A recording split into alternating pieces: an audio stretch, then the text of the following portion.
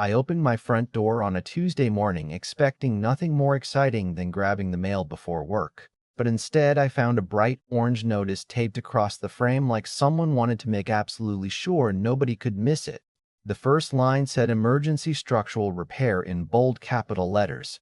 The second line demanded a mandatory assessment of $4,100 from every homeowner.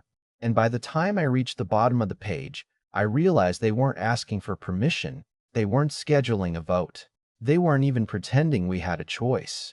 Looking back now, that little orange paper ended up costing our HOA board everything they thought they controlled.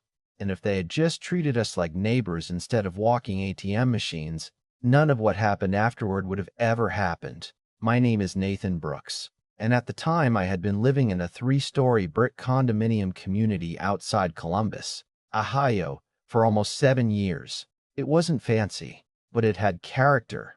The kind of place where the mail carrier knew everyone's dog by name, where retirees watered flowers together in the courtyard every evening, where people complained about the same broken fountain every summer without anybody actually fixing it. The buildings had been standing since the late 70s. They groaned during freezing winters. The pipes rattled whenever somebody upstairs took a long shower. And every spring we'd all joked that the old brick somehow looked stronger than half the new luxury apartments popping up around town. It felt like home because it was honest. Nothing about that place ever felt like an emergency. That's why the notice immediately bothered me. According to the board, engineers had supposedly discovered severe structural damage inside the main support beams, damage so dangerous that immediate repairs were necessary to protect everyone's safety. There wasn't a single engineering report attached, no photographs, no explanation beyond a few scary sentences warning that delays could put lives at risk. Fear was doing all the heavy lifting. I remember standing in the hallway while my neighbor, Mrs.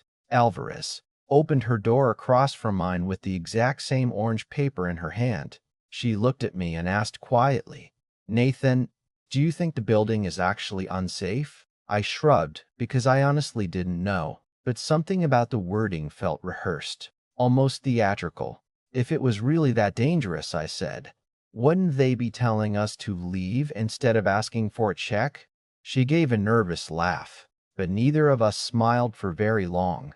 By that evening, the community Facebook group had exploded. Some people were terrified. Others were furious about the amount. A few insisted we should simply trust the board because they wouldn't lie about something this serious. I stayed out of the arguments. I've learned over the years that panic spreads faster than facts. And once people convince themselves they're in danger, asking simple questions suddenly makes you look like the bad guy. Still, questions kept piling up in my head. If the building was at risk, where were the caution signs? Why were kids still playing in the courtyard underneath these supposedly failing support beams? Why was the maintenance crew trimming bushes instead of securing the property? Days turned into a week, then another. Nothing changed. No construction trucks, no fencing, no workers carrying equipment. Every morning I walked past the same beige-painted support columns, and every afternoon they looked exactly as they had the day before. No cracks, no exposed steel, no temporary braces. Just old concrete, doing what it had apparently been doing for nearly 50 years. That's when curiosity stopped feeling optional. I sent a polite email asking the board if homeowners could review the structural inspection report before sending thousands of dollars. The response arrived the next afternoon. Engineering documentation is considered internal board material and is not available for public distribution. That was it. One sentence. No greeting. No signature beyond property management. I read it 3 times because I couldn't believe somebody actually thought that answer made sense. Internal documentation? We were paying for it.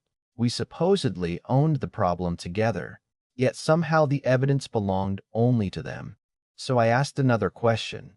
Who exactly was performing this emergency repair? This time they gave me a company name, Keystone Structural Solutions. I'd never heard of them, but that didn't mean much. Small contractors exist everywhere. I searched online expecting to find at least a basic website. Nothing. No customer reviews. No social media page. No business listing. Just a state registration showing the company had been created barely 8 weeks earlier, using a rented mailbox as its official address. That wasn't proof of anything, but it certainly wasn't reassuring. I drove over to the shopping plaza where the mailbox was located just to satisfy my own curiosity. There wasn't an office. There wasn't a warehouse. There wasn't even a company sign. Just a UPS store with hundreds of little mailboxes lining one wall. Standing there in the parking lot, I remember laughing to myself because the whole thing was starting to feel ridiculous. Unless it wasn't ridiculous at all. Unless somebody expected nobody to look. The next monthly HOA meeting was packed tighter than I'd ever seen. Folding chairs filled every inch of the clubhouse. People who never attended meetings suddenly had plenty to say. Board President Linda Crawford stood at the front with the calm smile she perfected over years of dismissing uncomfortable questions. "This project is necessary," she repeated. "Our experts have confirmed the urgency." I raised my hand and asked the simplest question I could think of. "Can we meet the engineer?" For the first time all evening, Linda hesitated. Then another board member leaned toward his microphone and casually answered. The contractor came highly recommended by a close family friend. He probably thought nobody would notice the wording, but I did, and before that meeting was over, I had the strange feeling that the biggest crack in our community wasn't hiding inside a support beam at all. It was sitting behind the board's folding table. The room went quiet for maybe 2 seconds after that comment. But sometimes 2 seconds is all you need when something doesn't feel right. Most people probably let it slide without thinking twice. I couldn't. A close family friend? Those 4 words kept bouncing around inside my head the whole drive home. It wasn't just what he said.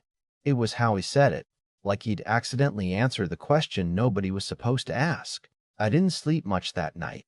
Instead, I sat at my kitchen table with a cup of coffee that went cold hours before I ever touched it, my laptop glowing in the dark while I started digging through public records.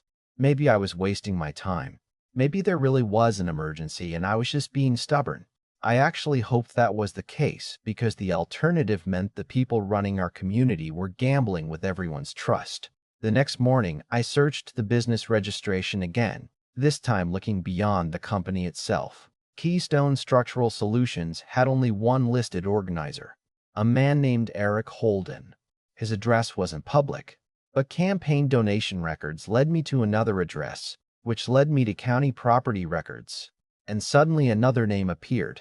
Eric owned a house with his sister. His sister happened to be married to none other than Brian Crawford, the HOA president's younger brother. I leaned back in my chair and just stared at the screen. "You've got to be kidding me," I muttered out loud. That still wasn't enough to prove fraud. Nepotism? Maybe. Bad judgment? Definitely. Illegal? Not necessarily. But now I knew exactly where to keep looking. I started attending every board meeting. Not to argue. Not to make speeches. Just to listen. Funny thing about people who think they're the smartest person in the room, eventually they stop being careful. During one budget discussion, the treasurer casually mentioned that emergency projects weren't required to go through the normal competitive bidding process because delays could expose the association to liability. There it was. Nobody else reacted. But I wrote the sentence down word for word. Suddenly, everything fit together. If they convinced homeowners this was an emergency, they could skip obtaining multiple bids, skip homeowner review, skip nearly every safeguard that existed to prevent sweetheart contracts. Fear wasn't just a convenient tool, it was the entire business plan. My next stop was the county building department. The woman behind the counter smiled politely when I asked if any structural permits had been issued for our property. She typed for a minute, frowned, then typed again. "Nothing," she finally said. "Are you sure you got the address right?" I smiled back. "Unfortunately, yes." Walking back to my truck, I felt that strange mix of excitement and disappointment that comes whenever another piece of the puzzle falls into place. Excitement because I knew I wasn't imagining things. Disappointment because every answer made the situation worse. If they were planning major structural work, where were the permits? Where was the engineering review? Where was literally anything that suggested professionals were involved? Instead of confronting the board again, I decided to read, and read, and keep reading. Ohio's condominium statutes weren't exactly bedtime entertainment, but buried inside pages of legal language were rules that suddenly became crystal clear. Emergency assessments required legitimate documentation supporting the emergency. Boards had fiduciary duties. Conflicts of interest involving contracts had to be disclosed. Financial decisions involving related parties carried additional obligations. Every page I finished raised another question about what our board had actually done. Mrs. Alvarez noticed my porch light burning late almost every night. One evening, she knocked carrying a plate of homemade empanadas. "Nathan," she said, "you're going to drive yourself crazy." I laughed. "Probably." She looked at the stack of printed documents covering my dining room table. "Do you really think they're stealing from us?" I thought about answering quickly, but I couldn't. "I don't know," I admitted, "but I know honest people don't hide evidence." She nodded slowly. "Then don't stop." That simple sentence stayed with me longer than she probably realized. People imagine standing up to corruption feels heroic. It doesn't. Mostly it feels lonely. You constantly wonder whether you're overreacting, whether you're becoming obsessed, whether everyone else sees something you don't. The board certainly wanted me to think that. A week later, I received a certified letter accusing me of spreading misinformation that damaged community harmony. They warned me that continued harassment of board members could result in legal action under association rules. I actually laughed when I finished reading it, not because it was funny, because it was the first time they'd stopped answering my questions and started attacking me instead. That's usually when people reveal they're running out of good explanations, so I stopped asking them for answers altogether. Instead, I started organizing evidence. Every email, every meeting recording, every financial statement, every contractor invoice they accidentally uploaded before removing it from the resident portal. I created folders, timelines, spreadsheets, backups on 2 separate hard drives. If this ever reached investigators, I didn't want emotions. I wanted facts. Then I found the invoice that changed everything. It listed an initial payment already authorized to Keystone Structural Solutions, $182,400. The payment date was 5 days before homeowners had even received the emergency notice. I checked it again because surely I had misread something. I hadn't. They approved payment before informing the people expected to fund it. That wasn't just suspicious. That completely destroyed their story. If the assessment was supposedly needed to pay for emergency repairs, why had the contractor already been paid? My heart was pounding so hard I had to stand up and walk around the apartment. Every instinct told me to march into the next board meeting waving copies of that invoice. But emotion would have been exactly what they wanted. Instead, I called an old college friend who worked in state government. I didn't ask him for favors. I asked him where ordinary citizens filed complaints involving condominium governance. He pointed me toward the state's Consumer Protection Division and the agency overseeing community association compliance. "Document everything," he said before hanging up. "Don't tell them what you think happened.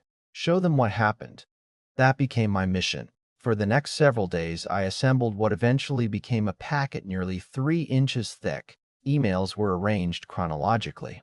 Financial records cross-referenced meeting minutes. State statutes highlighted beside board actions. I even included photographs showing that weeks after declaring an immediate structural emergency, not a single repair had actually begun. Before sealing the envelope, I hesitated. Once I mailed it, there would be no going back. These people lived 20 feet away from me. I'd see them in the parking lot, at community cookouts, walking their dogs. Life would never be quiet again. I remember holding the package in both hands outside the post office, taking one long breath before sliding it across the counter. The clerk weighed it, printed the receipt, and asked if I wanted tracking. "Absolutely," I answered. Driving home, I didn't feel victorious. I felt strangely calm, almost relieved. Whatever happened next wasn't up to me anymore. 3 weeks passed with complete silence. The board acted as though nothing had happened. They continued reminding residents to submit assessment payments. They smiled during meetings. Linda Crawford even joked one evening that a few conspiracy theories had wasted enough of everyone's time. Several neighbors looked in my direction while she said it. I didn't react. I simply folded my notes and waited. Then, on a rainy Thursday evening, just as another routine HOA meeting was about to begin, the clubhouse door opened. Two people walked inside wearing navy jackets with state identification clipped to their belts. They weren't smiling. They weren't angry either. They looked like people who had done this many times before. And the moment Linda Crawford saw those badges, every ounce of color disappeared from her face. I don't think anyone in that clubhouse was breathing when the first investigator placed a leather folder on the conference table. Rain tapped softly against the windows. Somebody's phone vibrated and immediately went silent, and Linda Crawford, who had spent the better part of 2 months speaking with complete confidence, suddenly looked like she couldn't remember where to put her hands. One investigator introduced herself. The other simply opened the folder and began reading in a calm, almost conversational voice that somehow made every sentence land even harder. Following a review of financial records, board correspondence, contractor documentation, and homeowner complaints, the state has determined there is insufficient evidence supporting the declaration of an emergency structural condition. Nobody interrupted him. Nobody even shifted in their chair. Furthermore, he continued, the association appears to have authorized payments under emergency procurement procedures without obtaining the professional verification required under state law. Linda finally spoke. There has to be some misunderstanding. The investigator looked up. If there is, we're giving you every opportunity to explain it. She glanced toward the treasurer, then toward Brian, the board member who had proudly mentioned the family friend weeks earlier. Neither one would meet her eyes. The second investigator slid several copies of financial records across the table. Can you explain why this contractor received $182,400 before homeowners were notified of the assessment? Silence. Can you provide the engineering report used to justify the emergency declaration? More silence. Can you disclose the relationship between this contractor and members of the board? At that point, Brian leaned back in his chair and quietly muttered, "This is ridiculous." The investigator didn't raise his voice. He simply answered, "No, sir. This is documented.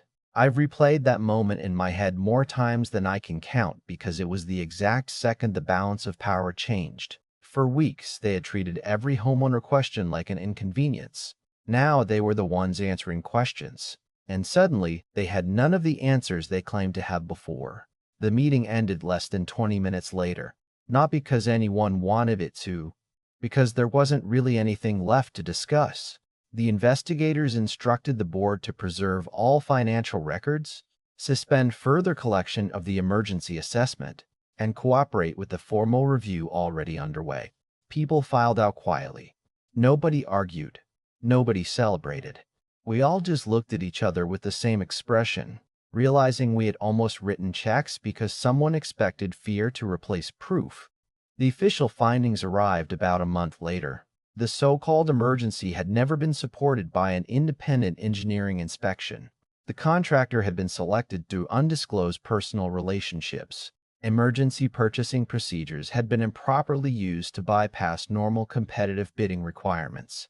Most importantly, the association was ordered to recover the full payment that had already been issued under the invalid contract. Seeing that number in writing still feels surreal.